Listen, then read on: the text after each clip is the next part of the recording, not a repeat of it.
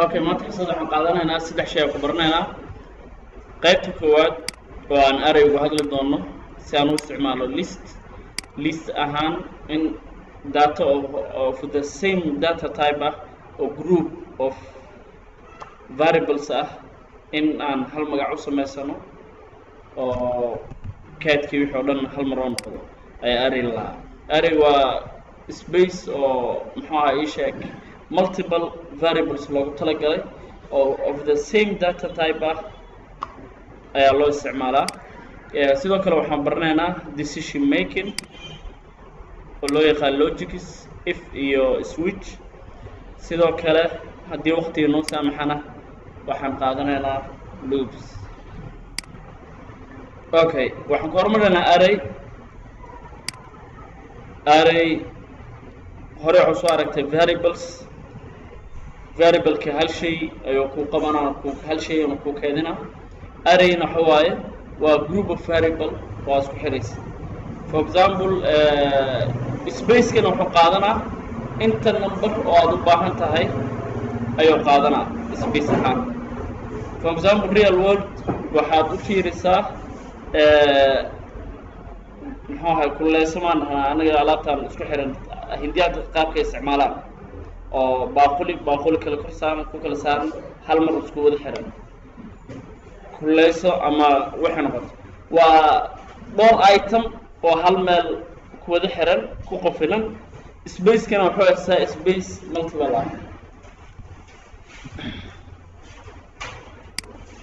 waa array saan u isticmaalno waa in saddexdaan marxaladood ay martaa. Si aan u abuurno array waa in saddexdaan marxaladood in Java aan marsiinaa. Marka ugu horeeya waa inaan samaysanaa variableka magacayna u baxsana arraydeena waa samaysanaa. Marka xigo ma aan isticmaali karno anagoon u samaynin oo aan ka dhigin object. Arrayda Java dhammaan waxeeda dhan waxa waaye waa wada object. Sidaa darteed object of array ka samaysanaynaa. Markaan array of object aan ka sameyno oo aan ka dhigno arraydeena object ka dhigno markaas ayaa space la siinaa oo memory-ga space laga siinaa. Variable-ka markuu yahay oo magaca kaliya samaysid wax space memory-ga kama hayso. Sidaa darteed waxna ma ku shubi kartid mana laga arkayo haddaad wax ku shubto. waa talaabada xigta inaad ka dhigto array. Markaas kadib ayaa waxa lagu ogol yahay assign it wax inaad ayada ku shubto. Markaas ayaa ku suurtagal noqonaya. Marka saddexaadna waxa waaye accessing in information-ka ku jiro oo aad ku kaysato aad kala soo baxdo. saddexda marxaladood marxaladda koowaad qaabkee declare variable sameeynaa inaa xusto data type-ka xusee nooc walba ha noqdo. Primitive data type-ka aan soo qaadanay ama classes sida kuwaan oo kale waxaa bannaan in qoysaska data type-ka xaggeeda xijisid ama variable name-ka oo soo xijisid. labadaba waa suurtagal oo waa samayn kartaa. sidaan wuxuu ku sameeyay kaliya wax loo yaqaan array variable. macnaha qaabkan waxaa leenahay waa array variable, sidaana waa sidoo kale waa array variable. wax space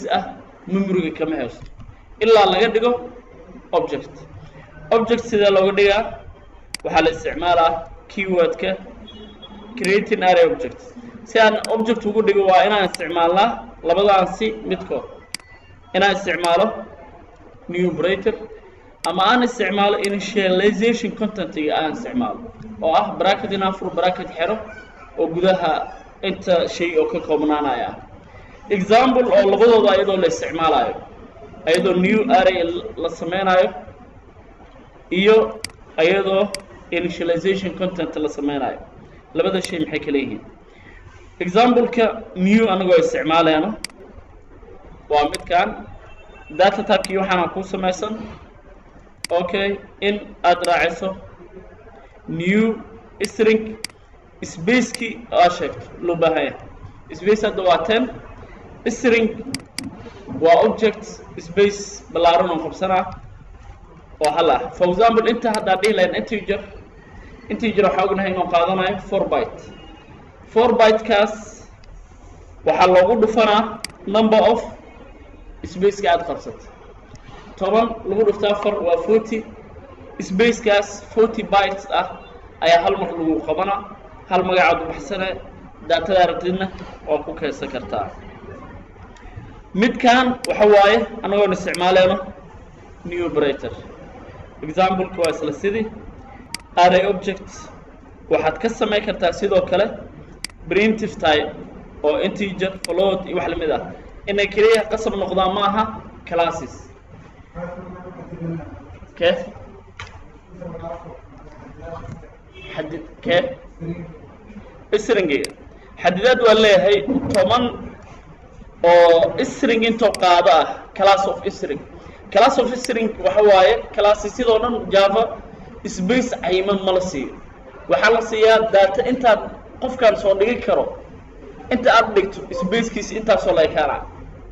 وحلقة بقى in 1 byte أو نقطة وحلقة بقى 10 byte إنه نقطة معناها وح space كالقصينا وحواي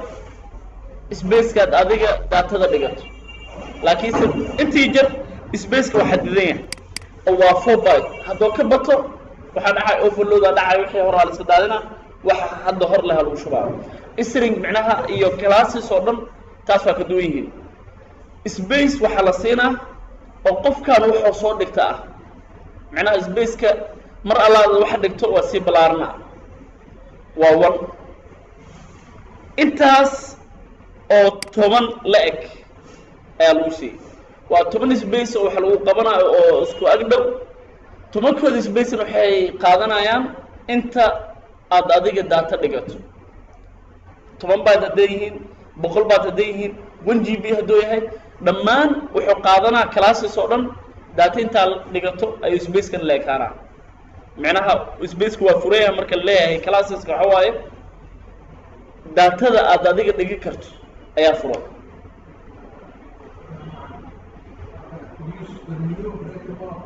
use the new operator waxa kaliya loo isticmaalaa in laga dhigo array the object laga dhigo ayaa loo isticmaalaa new qaabkana hadda new way soma new marka dhahdo waa ina xustaa data type ka ama class ka aad isticmaasho waa ina inta ku xustaa sida integer waa data type ka new marka dhahdo waa ina xustaa data type ka nooc oo yahay oo aha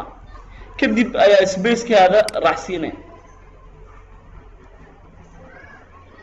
okay calaamadan new waxay sameeyaan bas in ay ka dhigto object okay hadda marka la isticmaalay new oo la isticmaalay hadda space memory laga siiyay oo ka haysta space kaas wax waa dhigi kariya waxna waa kala baxan karaa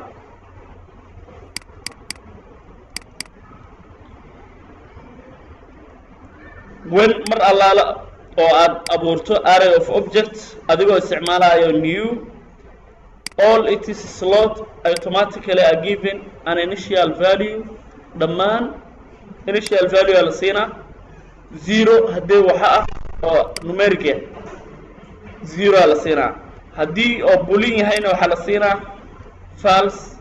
hadii uu yahay character waxa la siina calaamadaas dhammaantood calaamadaas ay wada wataan hadii oo string ama object yahayna waxa la siina calaamada null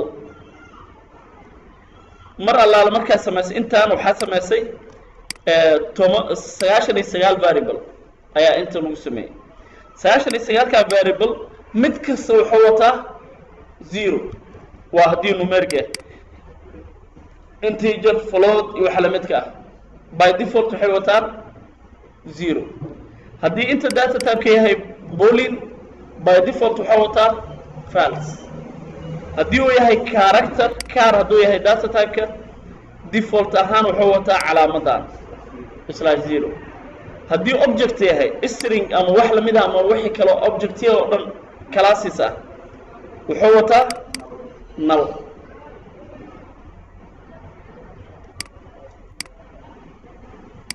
okay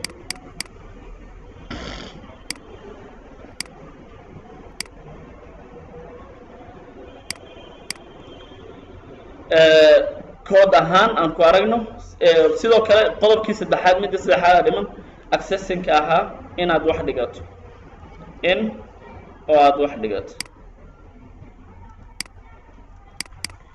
okay accessing qodobkii saddexaad ama store information qaabkee ku access gareynaya waxa muhiim ah inaad ogaatid qalin okay busanda si aan u access gareyna arrayda waxaan isticmaalaynaa indexka uu leeyahay variable kaas that type example ahaan waa array variable oo magacaan wato godka 40 waxa laga yaabaa inuu aad u badnaa waxaa la dhigaa godkan 40 ah waxaa la dhigaa 920 okay example ahaan waxaan samaysanaynaa project cusub magaciisa iska wato finish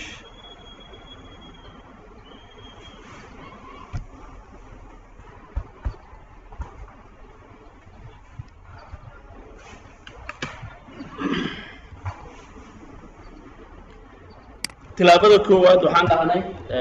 okay azum gareeyo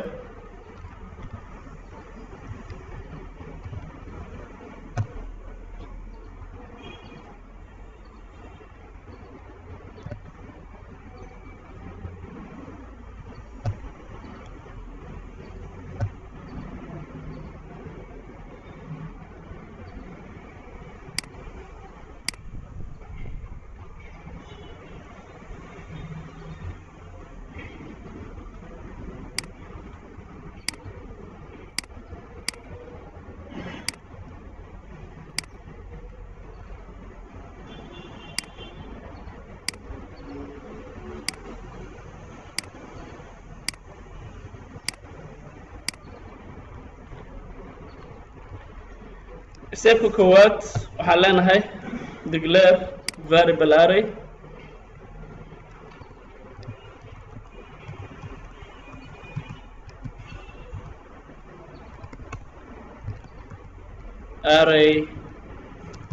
variable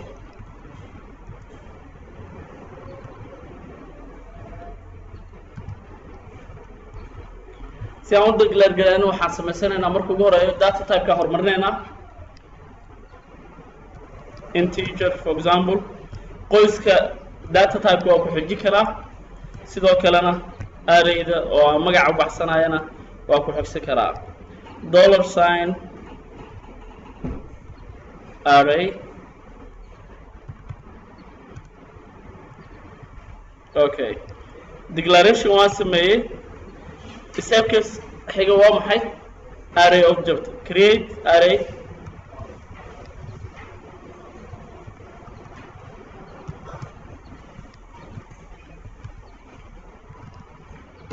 objectiga inaan sameyno arrayda objectigeeda inaan sameyno maxaan sameynaynaa magacii oo aan baxsanay magac alaala ayaa loo bixi karaa magacii equal waxaan isticmaalaynaa keywordka new data typekii ayaan xusaa oo ahaa int spacekiisi intoo la ekaanay ama inta shay oo lii qabanayo 10 good inaan wax ku kaysado aan rabaa ayaa meesha ku xusay markii saddexaad waxa waaye accessing inaan wax dhigo iyo inaan kala baxo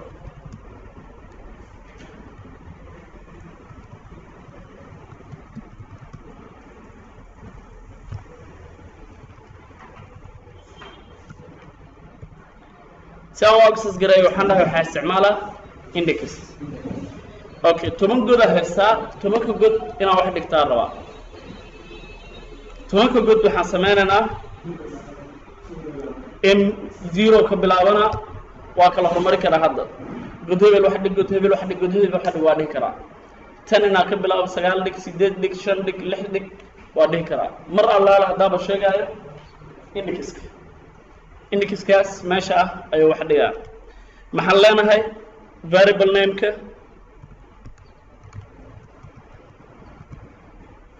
godka waan wax dhigayno godka sagaalaad waxaa dhigtaa for example 90 isaga soo koobiyey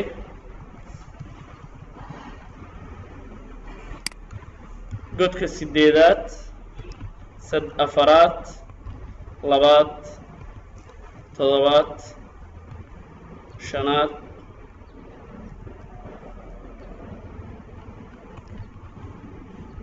lixaad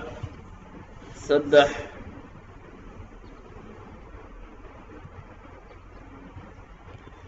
hal soma kow okay zero aan ka tago godka zero waa 0 1 2 3 4 5 6 7 8 9 toban shay waa haysaa 1 2 3 4 5 6 7 8 9 okay dhammaantood hadda 9 ku wada jiro ka bedel kan 80 kan 40 kan 20 kan 60 kan 50 60 soddon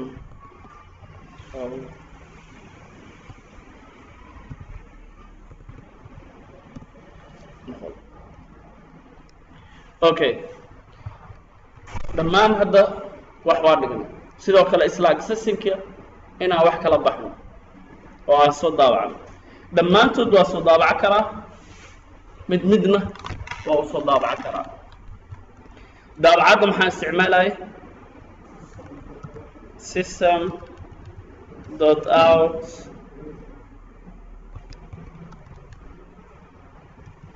dot print lm aan isticmaalaynaa objectiga meesha gelinaynaa ama print f isticmaal qoyskan waxaan leenahay array da magacan leh godkeeda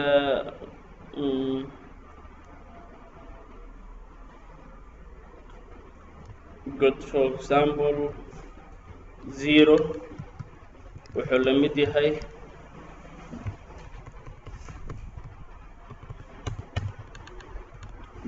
$sign array godkeeda 0 ah okay inta maxaan isticmaalay okay waxaan isticmaalaynaa new sidoo kalena midkan waa inaan boos qabanaa meeshaan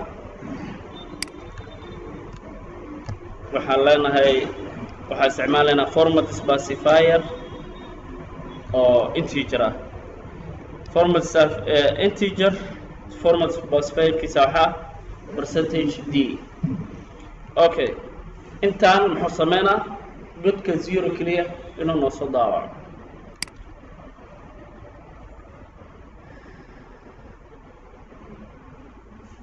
haddaan compile gareyno muxuu leeyahay array godkan 0 ah 100 ayuu wadaa dhammaan haddaad u baahan tahay ayadana inaad waxayso dhammaan waa badsanaynaa good 5 kanna 5 6 7 saddex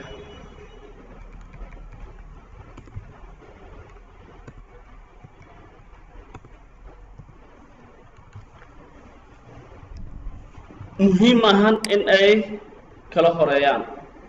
oo sida isugu xigaan ah maadaama god aa codsanaysid oo magaciisa sheegaysid godka waxa kugu jiro waa la soo saaraa okay waxaan rabaa markii inaan wax ka bedelo qiimahan oo hadda wataa waxaan rabaa inaan haddana ka bedelo markaa soo daabacda kadib ayaa waxaan rabaa inaan bedelo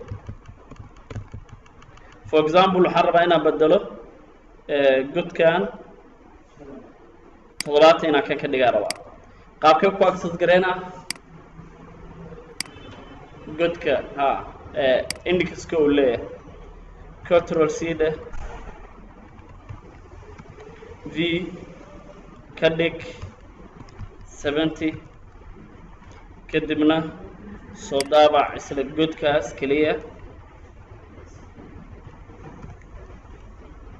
godkaas keliya soo daabac new line run garay okay god 7 maxaa hadda ku jiro waa 60 aniga wax ka bedelayna waxaa ku jiro 70 wax su'aal ah array ma gudbi karaa array waa 3 marxaladood waa ina martaa marxaladda koowaad waa variable-ka inaa xusato oo aad samaysato marxaladda labaad waxa waaye inaa object ka dhigto marxaladda saddexaadna inaa access garayso wax dhigato ama kala soo baxdo okay qaabkan hadda waxaan sameynay waxaa kala madax banaynay array variable iyo object waxaa suurtagal ah inaan si toos aan u access gareyno aan dhahno objectgii variable-ka hal mar aan xuso hal meel aan ka dhigo waa sax ayadana waa isticmaali karaa declare inaan sameeyey isla markaasna objectigaa ka dhigay oo isla meeshaas ah data type-ka inta ku xusto waxaa qasab ah in intaa ku xusto sababtoo ah inta waxa waaye qaybtan hadda waxa waaye waxaa dhahnaa memory-ga hala siiyo wax noocaas ah okay variable-kaada hadduu nooc kale ahay data type kale ahaa oo space memory-gana aad ka dalbato nooc kale data type kale mustaqbalaya waa maya waa inay ahaadaan of the same data type hal data type waa inuu ahaadaa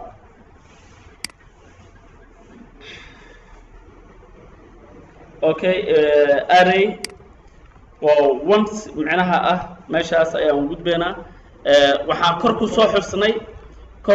xusnay markaan rabno arrayda inaan create ku sameyno inta qaybtaa kor waxaan ku xusay ya waa samayn karaa oo tab aan ku kala xiro ama new line aan ku kala xiro labadaba waa samayn karaa oo one inaan isticmaalno waa samayn karaa meeshaan keliyaha muhiim ah haddana waa inaan soo qabsadaa control c qaybtaanna oo aan dhigaa okay meeqa boosaan hayaa boosaska waa muhiim kan waxaa u boosayaa item this one-na another item okay waa inaan inta ku xusaa marka itemka kale oo u boos qabanayo coma waa inaan dhahaa space dhahaa maxaa loo boos qabanaa 5 waan 5 meeshaan ku xusaa mid kasta hadda waa kana number 5 waan ka maaranaa oo intaa ku xus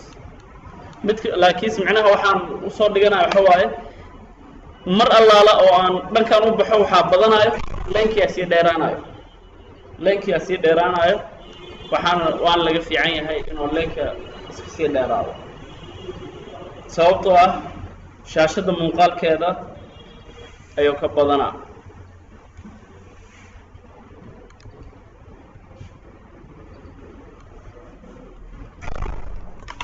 wan waa isticmaali karaa laakiinse coma u dhexaysiinaa inta number oo aan boos qabto waa intaynaan ku xusaa anoo u dhexaysiinaya mid walba coma oo aan xusayo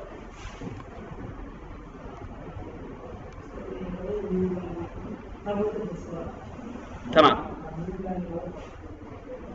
نيولاين ها لبدان نيولاين waxa uu tala galay midkan iyo kan inay waxay kala fogaadaan oo space kan hadda output-ka uu leeyahay oo kale kuwan waa isaaran yihiin kana in oo one line ka sii tilaabsado bas intaas uu tala galay okay hal qaab ay dhiman oo array object waxaan dhahay waxaa ku samayn kartaa anoo isticmaalayo new line waxaa ii dhiman initialize content inaa muxuu ahay samayn karaa initialize content waa maxay waa qaybtan meesha aan qaabkaan u isticmaali lahaa waxaan isticmaalaa new line bosskeed waxaa isticmaalaa qoysaskan kadibna data type-yadii ayaa inta dhigaa wax walba mid kasta wuxuu qaato this object wuxuu qaataa object saa darteed ayaa new loo sameeyey midkaana new loo sameeyey sababtoo ah midkaana objectaha object oo qaataa haddii uu waxaa halaa integer for example ama string literalka ayaa meeshan ku xusi lahaa literalka oo data typekaas qaadanayo ayaa inta ku xusaa sidaa darteedna wuxuuna sameynaa array objectigana waa ka dhigaa tusaale ahaan qaybtan kore waxaan dhahay new line anoon isticmaalin waxaan isticmaalaa labadan qoys arraydeedu waa furan tahay uma baahni access markaa sameynaayo kuwaan uma baahni waxaan sameynaa inta ayaan ka sameynaa dhammaantood godka koowaad god 0 ayaan wax dhigaa comma ayaan leeyahay godka ku xigo comma godka saddexaad comma 40 50 60 70 80 and 90 godka ugu dambeeyana 100 waa god 0 1 ilaa ugu dambeeya god 9 sidaana wuxuu ku sameynaa array of object array of object waxaa ku heli karaa laba shay inaan isticmaalo new operator ama aan isticmaalo initialize macnaha content initialize content waa maxay anagoo isticmaalayno labadan qoys datadana aan siino space kasta comma aan dhahno commadan waxay u taagan tahay in godka koowaad aan ka tilaabsado haddii aan comma aanan xusin leenkaan oo dhan waxay u yaqaanaa inuu hal god yahay error soo saaraa sababtu waa maxay integer oo data type ah space ma qaato waa meeshaas okay hadduu string ahaa lahaa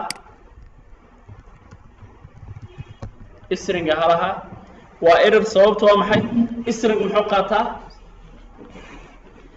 muxuu qaataa literalkiisa waa maxay in double quotation aan xusno double quotation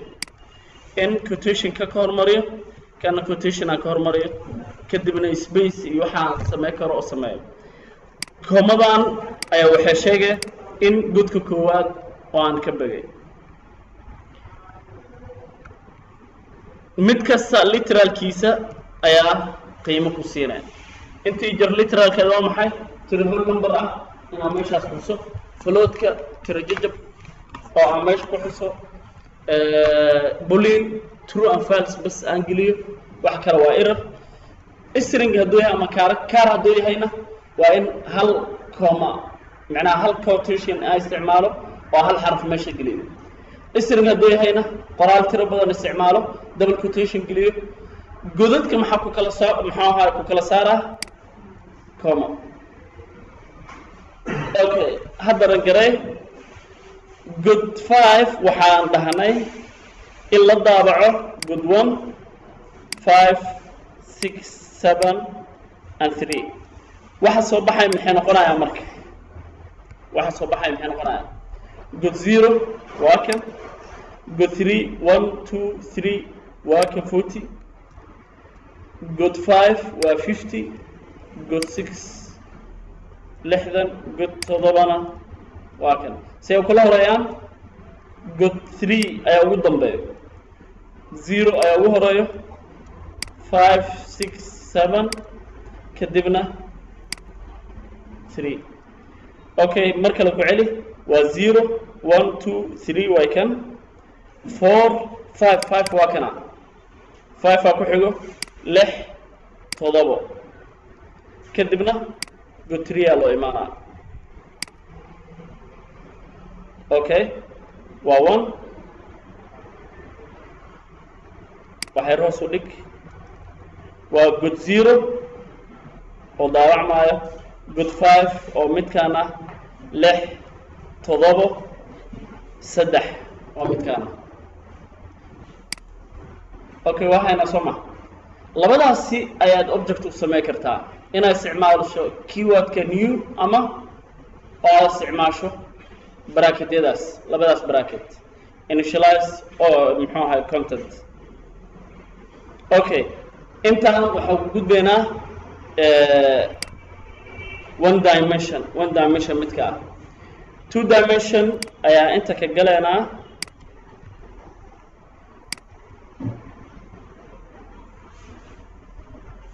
changing element data elementigan data haddii uu ku hayo qaabka u bedelay waa isla accessinka keliya marana waa sameynay inaan bedelnay dabcan code examples oo ay meesha ku yaal waa geli kartaan oo waa shaqeynaa multi dimension midka ah two dimension ama waxa la midka ah maxaan u isticmaalaynaa in aan ku qabsano record oo dhammaystiran for example si kale haddaan soo fududeeyo wuxuu sameynaa multidimension wuxuu sameynaa row and column ayuu sameynaa organization data organization wuxuu ka dhigaa row iyo column inuu kala qaado row and column datadana oo aad ku gashato multidimensional wuxuu sameynaa wax loo yaqaan row and columns saddexda shay oo hadda aan soo sheegnana waa inuu maraa waa in declare variable la sameeyaa object laga dhigaa kadibna accession la sameeyaa mar walba accessionka waxaa lagu sameynaa indexka oo leeyahay okay qaabka example ahaan midkan ayaa waxaan rabnaa inaan ka dhigno two dimension oo 4 iyo 4 row ama 3 row iyo 4 column inta kaliya maxaa ka bedelaynaa in aan laba qoys ka dhigno marka hore okay waa error sababtoo ah meeshaan waxaa ku samaysan kaliya one halkan qoys wuxuu taagan yahay one dimension waa inaan sameeyaa marka arraydeedu waa furan tahay hadda oo saddex iyo ku xayimin laakiinse aniga markaa samaysanayo in aan kala cayinto marka midkaan isticmaalayo waxaa la sameeyaa wax loo yaqaan another qoys kale oo column-ka tilmaamayo each row wuxuu ka kooban yahay 4 column soo ma okay godka ugu horeeya waxaan leeyahay 0 10 ha noqdo godkan kale ku xigo ha noqdo isigana 20 godka kale 30 godka kale 40 maxay samaysan waa 1 waa 2 waa 3 waa 4 column okay number of rows oo aan sameynayo inaan comma dhaho oo aan isticmaalo haddana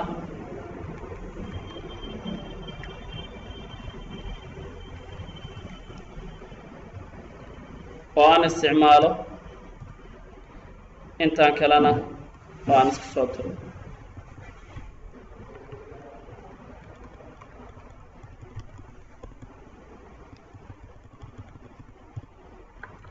okay si ay datadaadu isku aado enter ayaa la dhahaa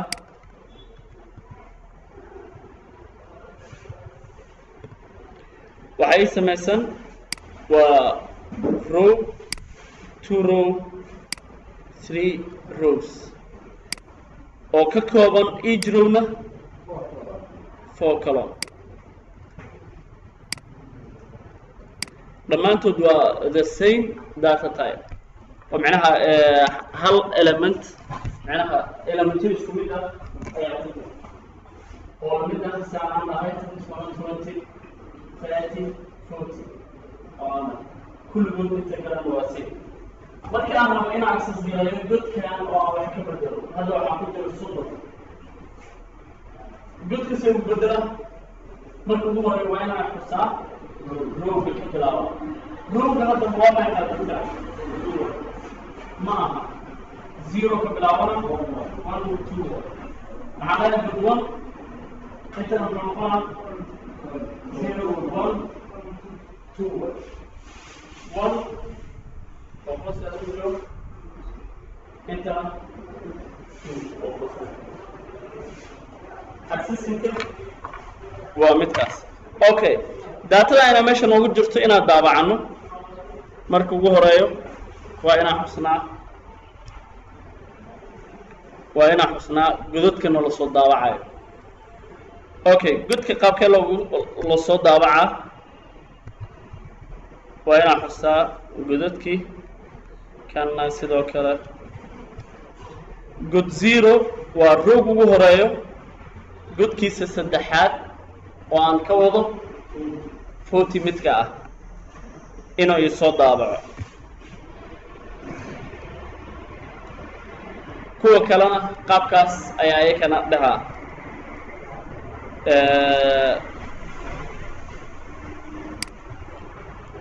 waa good 1 3 good 1 3 giisa waa 40 isagana good 2 2 giisa good 2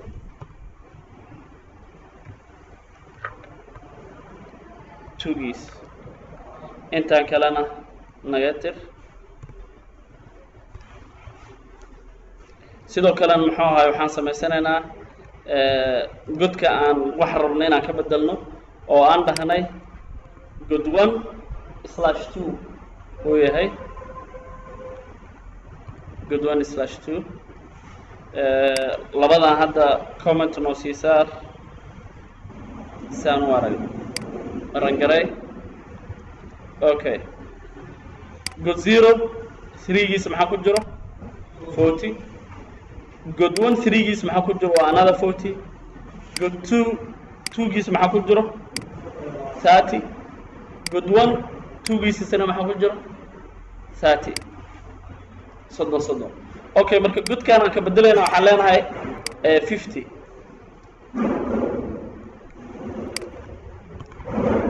mar walba waxaan xusaa godka 50 soo daabac isla godkaas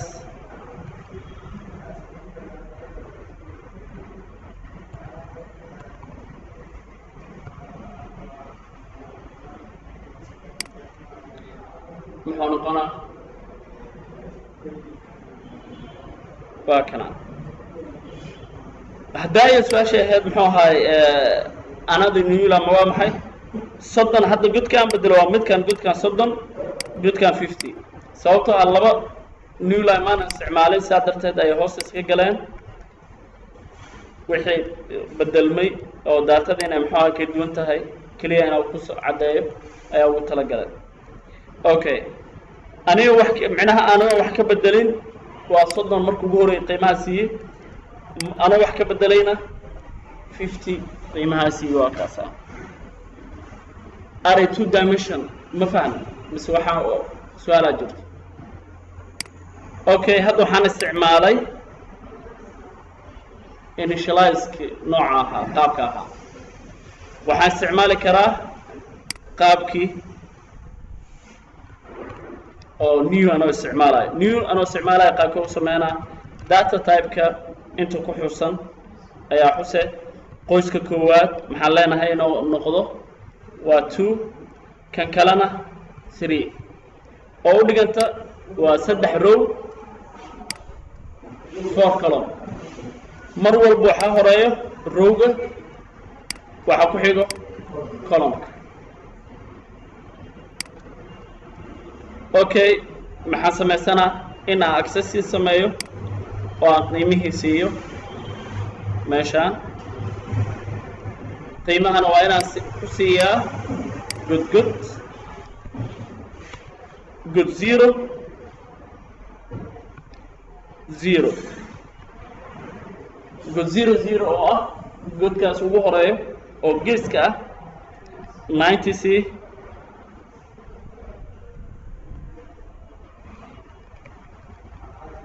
0 1 0 2 0 3 1 ilaan waxaa naga dhammaaday roogii koowaada dhammaaday roogii labaada haddana galnay mar walba waxaan ka bilaabeynaa bilowga waxa muhiim ma ahan laakiinse godadka ayaa muhiim ah qaabka aada u sameynaydo 1/3 waa 2/0 godka kale waa 2 1 kiisa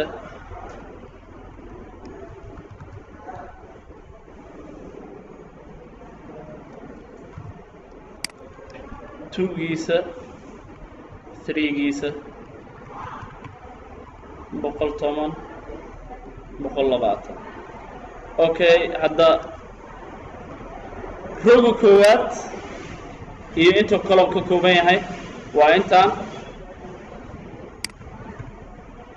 rooga labaad isagana intaanu ka kooban yahay rooga saddexaadna intaanu isagana ka kooban yahay mid walba godka ugu horeeyo waxa waaye mar walba waa 0 index 0 wataa rooga hadduu yahay isagana midka ugu horeeyo waa 0 okay godadka hadda la daabacayo maxay kala yihiin god 0 3 giisa god 1 3 giisa god 2 2 geeda iyo god 1 2 geeda god 0 3 geeda columnka 3 waa maxaa ku jiro waa 20 god 1 2 geeda maxaa ku jiro 60 3 geedana maxaa ku jiro 30 waa kala horeeyaan 30 kaa horeeyo god 2 2 giisana isaga maxaa ku jiro 110 rangarey error we ya labada qoysaa ku jira qoyskee inta are meeshana ha labada qoys waa la rabaa ya in la xuso waa la rabaa qasab waay hal qoys haddaa xusto makaa yeelaayo sababtoo ah godka u busqabanu sidaa laga rabaa waxa bas u qabatay 2 dimension hal dimension aadna maxaa meeshaan ku xusta waa saxan tahay cilad kale kaliya hana haysato cilada kale maxaa waay akhri errorka muxuu leeyahay java inta line 28 waaye oo ah midkaan 2 3 waa 0 waa 1 waa 2 waa 3 kan ayuu haystaa errorka waa maxay array errorka waxa waaye index out of bound godka saddexaad maadan xusan okay kan 3 ka dhig kan 4 ka dhig oo godadka inuusan gaarin god ka baxsan inta aad qabsatay ayaa sheegtay dhahay okay haddaran garay waa kan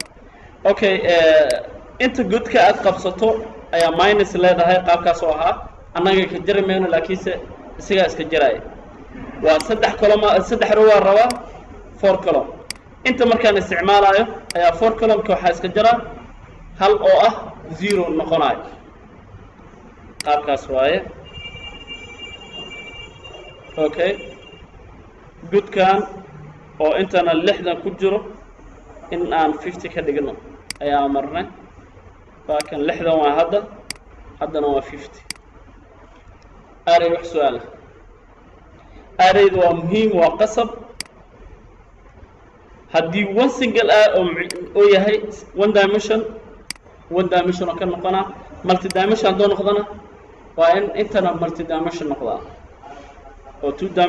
dimension array wax su'aal array faa'iidadeeda kaliya waxa waaye in group of data oo hal mar isugu ka xiro oo same data type na waa inay noqdaan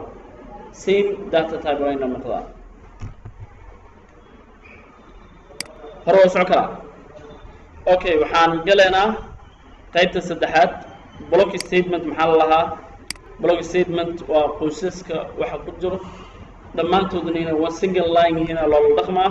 if ayaa ku arki doonaa iyo conditionada block statement waa maxay waxay leeyihiin open brace oo noocaan ah kaasoo taagan beginning iyo closing brace oo isagana u taagan endiga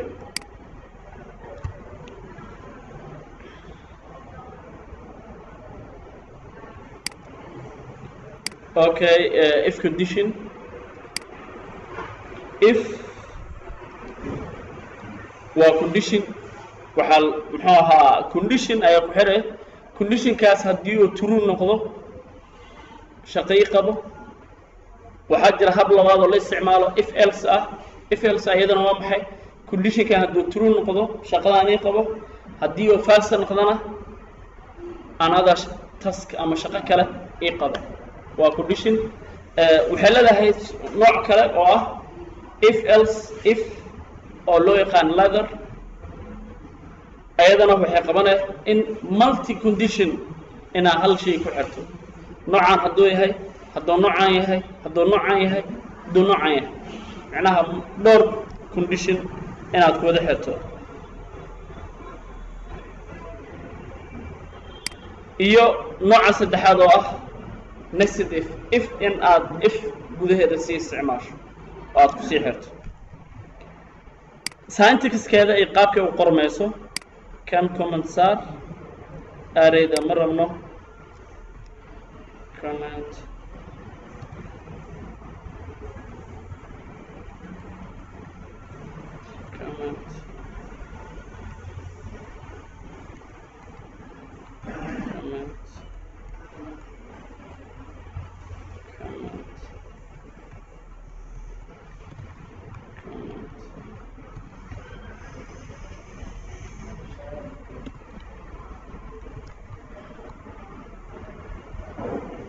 okay waxaan u baahannahay si aan u isticmaalno if conditionka waxaan ku xiran lahayn variableka condition ku xiran lahayn inaan samaysano variableka conditionka ku xiran lahayn inaan samaysano inta badan integer la isticmaalaa object waa isticmaali kartaa boolean waa ka fiican haddii oo waxa ay cad yihiin boolean la iska isticmaalaa haddii kalena integer oo data calculation wax la mid ah haddii uu yahay variable kan waxaa leenahay variable I inuu la mid noqdo 10 semicolon okay if keywordka if inaa xusto qoyska furato variablekii haddii uu ka yar yahay 5 block statement isticmaal okay iftaan waxay kaliya shaqeynaysaa shaqadan inta gudaha waxaad gashato wuxuu shaqeynaa haddii oo conditionkan oo noqdo true hadduu sax noqdo haddii oo noqon oo false yahayna waa la gudbaa waxa intaan dhan ku jiro oo dhankaana loo gudbaa okay 10 waxay ka yar tahay 5 sax miya 10 ayaa yar waxayna ka yar tahay 5 وقلت waxa inta aan dhigi doono ma soo daabicmi doonaan lama arkaayo laakiin haddii aan condition ka bedelno oo aan dhahno qaabkan 10 waxay ka yartahay 5 waa soo baxaa soo ma okay daabac system dot out dot print ln string daabac variable ka I wuxuu ka weyn yahay 5 waa true waxay la mid tahay condition ka inaan boos qabto maadaama aan isticmaalin waxa kaliya isticmaali karaa qaabkan new line ha ka dhigin oo print caadi ha noqoto space meeshaan ka marabo midka xigo inuu daabaco midka condition ka ah waxaan leeyahay waxa daabacdaa condition ka I waxay ka weyn tahay 5 daabac I waxay ka weyn tahay 5 maxaa soo baxayo waa true sababtoo ah 10 waxay ka weyn tahay 5 waxay soo baxay shaashadiga soo baxayo I waxay ka weyn tahay 5 waxay la mid tahay equal ka kadib equal sign ka kadib waxa soo baxayo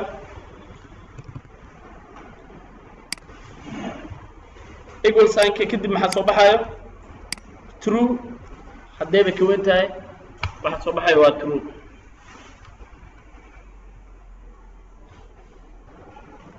daabac kan ln kan raaci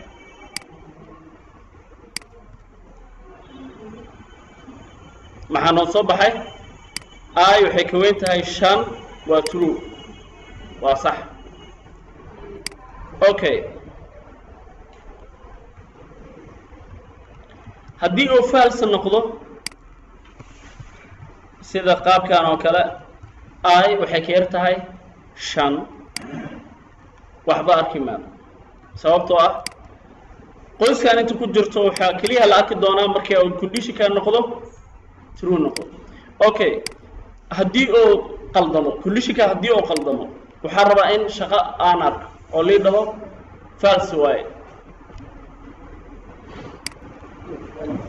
waxaan isticmaalaa else ayaan isticmaalaa else gaan isagana inuu soo daawaco intaan oo kale I waxay ka weyn tahay waa midkaas midkaan waxa leenahay waxay ka yar tahay maya waxay ka weyn tahay leedha oo weydinka ayaan isticmaalaynaa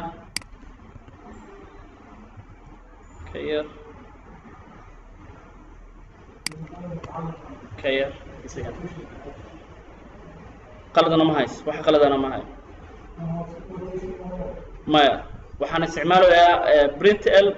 أو object وحقادنا بولين استعماله يا مت كان وحقادنا استعماله يا برنت عادية أو وحقادنا object string سوته أفير أنت ضد مركان ده برنت ده مت كوجو هراي في برنت كان object عادي أو قادنا يسوي string كلية يسوي بولين أو معناها argument هان وقادنا يسوي كار قادنا دمان وحيدنا له هذا الربط إن لبش يعني سكرب دي وحنا استعماله برنت اف أو استعماله string إيو object هذا لبش يسكرب دي برنت هذا كلام حي one object one variable قادنا هالكلمة سادرت مت كان استعماله هذا حواي والنوع عن string كان هو برنت lny أو نوع قادنا boolean variable قادنا سادرت مت كان string حصي مت كان expression حصي expression كtrue and false كصباحات وبولين أي أوجد بيه مفهمنا أوكي نوعية النوع ما برنت أما برنت ln ما سمي كري بوس خبشة سمينا برسنتج دي كوما ما دي كري waa error sababtoo ah wuxuu qaadanaa keliya hal single data type oo qaadanaa haddaan rabo inaan noocaas isticmaalo laba shay kan agdhig aan leeyahay maxaa isticmaalaa print fy noocaan versionkan print ln wuxuu sameynaa new line laakiinse one data type oo qaadanaa printigan one data type oo qaadanaa wax new line lama sameynayo okay waxaan dhahnay I waxay ka yar tahay 5 haddii oo ka yaraa lahaa meeshaan waxaan oo soo bixi lahaa sax laakiinse hoosaa loo gudbaa waxaa leeyahay kan waa qalad conditionkan waxaa soo baxaayo noocaana maxaa soo baxaya I waxay ka yar tahay 5 oo ah I waxay wadataa 10 waxay ka yar tahay 5 waxa waaye false waaye conditionkaas waxa waaye waa false waa noocan haddii aan rabo multi condition inaan ku xiro condition aad u fara badan I waxay ka yar tahay 5 I waxay ka yar tahay 6 I waxay ka yar tahay 7 I waxay ka yar tahay noocaas haddaan rabo inaan isticmaalo oo mid walba si gooni aan u qabto haddii ay ka yar tahay 5 aan si gooni ula macaamilo haddii ay ka yar tahay 7 aan si gooni ula macaamilo for example markiska oo ardayda marka la bixinayo kale 100 ilaa intaas waxaa loo sameeyaa GB oo A iyo xarfiin lagu tilmaamo ardayga 95 iyo ka kora keensado A plus 90 ilaa 95 inta u dhaxayso A 85 ilaa 90 A minus haddana B plus D minus C caadi ah iyo C plus D kadibna fail waa multi condition waa 100 ilaa inta u dhaxayso 100 haddii u dhaxeeyo inta noocaas ah waxaa la isticmaalaa oo aad u fiican in la isticmaalo if else if ladderka ayaa fiican nested-ka waan isticmaali karnaa laakiinse waa laga fiican yahay nested-ka waa laga fiican yahay farqigooda haddeertaan ayaan arkaynaa for example arday imtixaan keenay maadadan waxaa la dhahaa Java variable aan sameyno 100 lagu saxaaye ardaygan wuxuu keensaday 90 ayuu keensaday ama wuxuu keensaday 89 magacaan ha isticmaalnoo leeyahay maya weli wax maadan ku shubin bas loo leeyahay okay Java haddii uu ka weyn yahay ardaygan wuxuu keensaday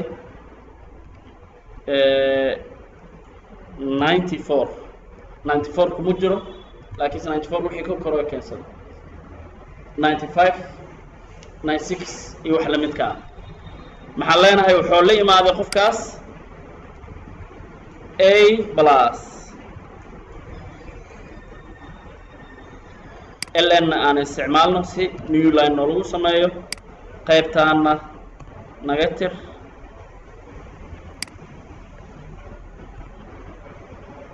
haddii else if aan dhahno conditionkan soo qabo okay conditionkii kale waxa waaye waa haddii uu ka weyn yahay 89 okay 89 wixii ka weyn oo dhan 100 xataa 89 waa ka weyn tahay soo ma ma dhihi karnaa waa maya waa inaan ka xirnaa oo soo xirnaa intuu ku egtaa okay conditionka waa kan waxaan isticmaalaynaa aan dhahnay logical operator oo labada calaamad ah maxay ku kala duwan yihiin markaan isticmaal hal calaamad iyo laba calaamad maxay ku kala duwan yihiin Java hadday ka yar tahay 95 inta waxaan dhahay hadduu ka yar yahay 95 kana waxaan dhahay hadduu ka weyn yahay 94 lama xisaabinayo wixii ka weynaa la xisaabinaa okay haddii uu ka yar yahay 95 aan dhahay 95 kuma jiro wixii ka yar waay java 95 waay 95 waxay ka yartahay 95 waa qalad saa darteed wixii ka yar oo dhan ayaa la isticmaalaa okay isagana maxaa la soo daabacaa ee caadi ah naga tir midkaan qaabkaana ayaan u soconaynaa ilaa dhowr waxaan leenahay 84 hadduu ka wen yahay oona ka yar yahay 90 79 haddii uu ka wen yahay oona ka yar yahay 85 kan waa a caadi ah kan waa a minus kan waa b plus kanna waa b caadi ah waxaana laga rabaa 74 haddii uu ka wen yahay intana oo ka yar yahay 80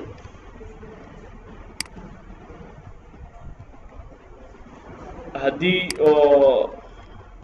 69 ka wen yahay intana oo 70 ka yar yahay maya 75 ka yar yahay waa b minus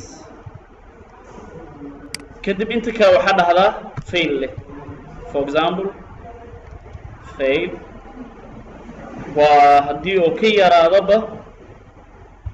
haddii oo ka yaraado maya fail ha dhihin 64 hadduu ka wen yahay kana yar yahay 70 waxaa dhahdaa inuu yahay for example c micnaha waa soo gaabsanaynaa kadib inta kaloo soo hertay 64 waxay ka hooseeyo 64 ardayga keesada iyo wixii ka hooseeyo dhan waxaan rabnaa inaan dhahno fail maxaan isticmaalaynaa else inta kala hartay oo dhan shift and control c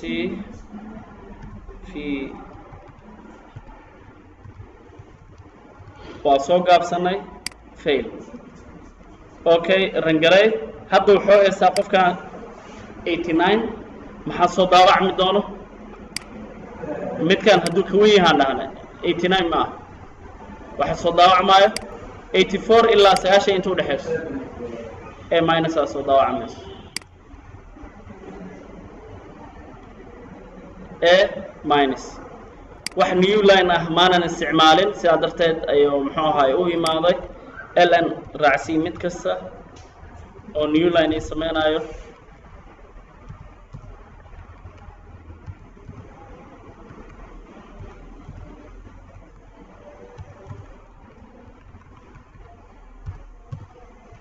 okay waxaa dhahdaa inuu keensaday 64 waa maxay kanaa la hubinaa waxaan oo dhan kadibna fail alle okay calaamadan kaliya markaan isticmaalno maxay ku kala duwan tahay iyo laba anagoo isticmaalna iyo calaamadan isticmaal waxay ku kala duwan tahay markuu laba yahay wuxuu imaanaa midkaan oo jagareena kan hadduu false noqdo calaamada aan waxaa la ogyahay mid kamid ah haddii false noqoto ka kale loo baahan bas waa false waay okay midkan hadduu false noqdo waa ka gudbaa midkaan kale ma jagareenayo markuu qaabkan yahay laakiinse markuu qaabkan yahay kana false noqday waa ka gudbaa xoolaada kana oo aada haddana false waay haddana ama true waay ma qabanayo waa ka gudbaa labada dhinac jekin ku sameynaa memorygana shaqo CPU wuxuu diraa dheeri ah oo aan loo baahnayn saa darteed mar walba waxaa fiican inaad isticmaashid versionka noocaan ah si haddii qaybtaan qalad u noqoto loogu gudbo haddaan or isticmaali lahaa ayadana waa lamid or calaamadana loo isticmaalaa laba haddaad isticmaasho midkan hadduu true noqdo waxaa la ogyahay true inuu yahay geed waa gudbaa ay calaamada or haddaad isticmaasho mid kamid ah hadduu true noqdo waa true inta kale kan in la jagaray uma baahna saa darteed labaa la isticmaalaa kan hadduu true noqdo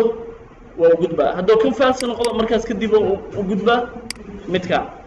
calaamadda antana waa la mid kan hadduu true noqdo ayaa kan la jagareynaa waa la faham soo ma labada calaamadood waa haddii aad isticmaasho haddaad hal isticmaasho kanoo jagareynaa kanoo mid walba waa jagareynaa dhammaan safoo ka maraa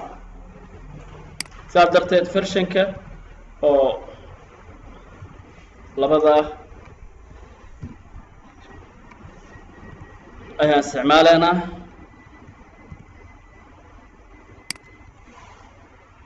okay 64 ayaan siinay waa maxay waa fail haddaan siino 94 waa maxay waa midkan ee caadi ah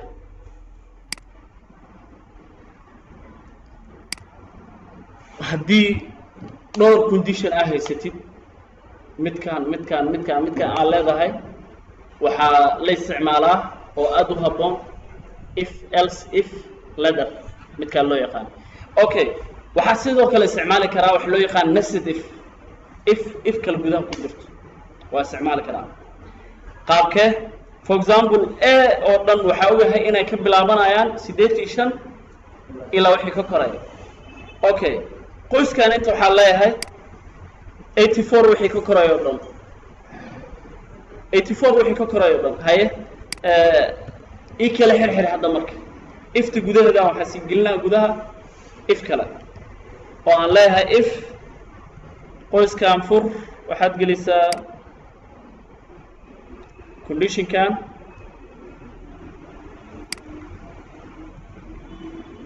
isagana waxaa ka sii horeeyo midka a pluska ah if qoyska fur variableka java la dhahayo haddii uu ka weynaado 94 haddii uu ka weynaado shaqo halay qabto haddii oo intaa ka weynaadana isagana shaqo kale halay qabto haddii oo ka weynaado isagana 84 ilaa 90 okay shaqadan ee plus ah waxaa leh haddii uu ka wen yahay noocan midkan ee caadiga ah isagana wuxuu leeyahay qaybtan oo 90 ilaa 95 inta u dhaxaysa midkan kalena kadhe inta dhig kan iyo kan waan samaystay oo uma baahni waa la fahmaa soo ma okay qaabkan oo kula xiri karaa laakiinse fiiri laakiinse hal ciladaa jirto halka cilad oo jiro waa maxay ifkan wuxuu imaanaa for example hadda waxa waaye 94 waxaan dhahnay java 94 ma ka weyn tahay micnaha haddiiba ka weyn tahay dhahay 84 94 inta ku jiro 94 waxay ka weyn tahay 84 sax waa soo ma intaa la imaanaa midkaana la jagareynaa waxaa leeyahay if 94 waxay ka weyn tahay 94 sax miya waa qalad waa la gudbaa waxaan leenahay 94 waxay ka weyn tahay 84 waa sax waxay ka yar tahay 95 waa sax kana la daawaca okay marka la daawaco meesha lagu xakamaayo wuxuu sameynaa haddana kan oo imaana 94 waaye waxay ka weyn tahay 84 waa sax waxay ka yar tahay 90 aqalada laakiinse maxaa dhacay jakina lagu sameeyey oo ah shaqo dheeri ah okay conditionkayga intaa laga helay labadan kale in la jagareeyo marwa ma la fahma ilaa waxaa ogahay labadan kale inay waxay yihiin false yihiin oo shaqaynayeen cilada nested ifka waa intaas oo ah kan markuu shaqada ka dhameeyo kuwan kale ayuu fiirnaa else ifka laakiin wuxuu ahaa kan hadduu shaqada laga helo waxaan kale dhan la fiirimayo oo laga tilaabsanaa kana laga waayo midka ku xigo waa laga waayay kan ku xigo okay kana laga helay midkaan mala fiirinayo horaa loo gudbaa waa numeriga ciriiriga ah ayaa kan looga fiican yahay conditionkaada haddii oo bato oo multi condition noqdo waxaa fiican in la isticmaalo else if okay waxaan rabaa inaan kuwan kale la fiirin maxaan isticmaalaa waa inaan la imaadaa return keyword waa inaan isticmaalaa oo ah kan shaqada ma laga helaa haa waa laga tilaabsanaa waa laga baxaa qoyskan waxa ku jiro dhan waa laga baxaa intaa loo gudbaa haddaadan isticmaalin dhammaan waxaa laga maraa saf marka waxaan ku qasbanahay inaan isticmaalo laynka haddaan rabo shaqada kan haddii la qabto waxaan kale inaan la adkin mala fahma waa meeshaas haddaan rabo else if camal hadda inaan u isticmaalo multi if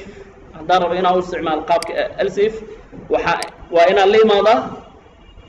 return keyword waa inaan la imaadaa okay jagaray ee caadi ku soo baxda oo ah 94 waxay ka weyn tahay 4 sax waaye waxay ka weyn tahay 94 waa qalad waxay ka weyn tahay 89 waa sax 95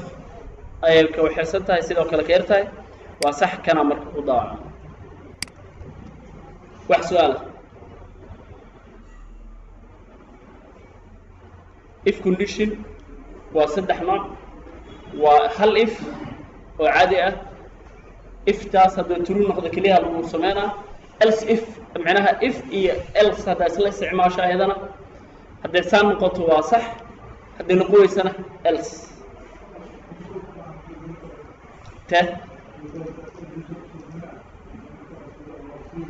automatic ha waa la sameyn karaa waxaan u baahannahay loop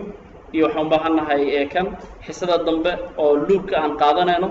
ayaa waxaas oo dhan hal mar ka fargareynaynaa in aan ka dhigno midkaan meesha hadda aan samaynayno si dynamic annagina oo naga sugo wax gelinta inuu annaga naga sugo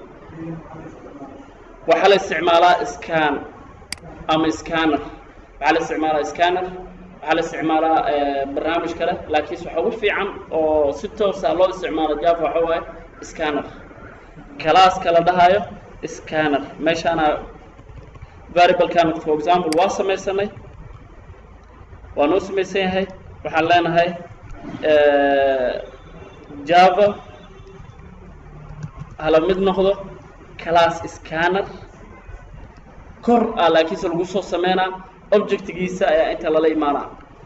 objectiga ayaa inta lala imaanaa koraan ku soo sameynaynaa for example meeshaan class scanner wuxuu la mid yahay magac u baxso objectigaada hala mid noqdo new scanner qoysaan furaa meeshaan waxaan gelinaa streamka qaba lahaa system waxa waaye computerka qolofkiisaan wax ka rabnaa laakiinse muxuu sameynaa in waa maxay waxaan isticmaalaynaa input stream semicolon classkan ma barno ku leeyahay soo bar macnaha Java waxa waaye any class aad rabto inaad isticmaashid waxaa qasab ah import ayaa qasab ah system maxaad u isticmaalaysaa import by default wuxuu ka tirsan yahay systemka waxa loo yaqaan Java package-ka loo yaqaan java.util oo muxuu ahaa nooca si default ah mar alla la sameeyo package-kaas laga maarmaan waayo midka ugu horeeyo uu ka caayo waayo oo hees laakiin si package-yada kale oo dhan waxa u baahan tahay import inaad ku sameyso waxyaabaha import soo sameynaa aad u fudud yahay kan kaliya dheh add import java.util.scanner kaliya siinay waa ka baxay okay scankia markii inta isticmaalay variable-ka dot next waxa aan rabo in la soo geliyo muxuu yahay integer string muxuu yahay waa integer maadaama variable-ka integer oo yahay maxaa leeyahay next int kor method-kan aan isticmaalayo kor faafahintiisa intuu kugu sheegaa waxaa ku leeyahay waa the next token of the input inuu noqdo integer qaabka loo isticmaalayo oo ku sheegay intaas kaliya keyboardkina wax ka soo gelino sugaa keyboardka waxaan gelino ayaa la dabaqa rangaray hadda qiimo anaga ma siinin waxaan gelino ayuu la tafaacul oo la macaamila waa rangaraysan yahay wax soo geli waay inkastoo aan anaga markaa samaynayna fadlan soo geli number aan dhahin print f ama print caadi ah fadlan soo geli wax si noola sheego in wax soo gelinna laga rabo iyo noocuu yahay hadda maadaama aan isticmaalin maya 10 waa fail waaba iska ognahay 74 intaraa leeyahay waa maxay b minus oo ku noqday waxaan dhahay 74 waxay ka weyn tahay 74 waa qalad 74 waxay ka weyn tahay waa 69 waa sax waxay ka yartahay 9 waa sax waxa ku daawacmayna waa b midka ugu fiican oo wax lagu soo geliyo waa iskaanka laakiinse dhowr siyaabood wax loo soo geli karaa jiro kalaasi aad u fara badan jiro midkan waa midka ugu fududaa la isticmaalo data type-kayga hadduu float aha lahaa maxaan isticmaalaa methodka next float haddii uu yahay string waxaan isticmaalaa next string haddii uu yahay char next char ayaan isticmaalaa okay intaas ayay ku egtahay xiisadda waqtiga waa naga dhacay macalinka waxaa ka cunaa maleenaa waqti xiisada soo socoto waxaan ka bilaabaynaa switch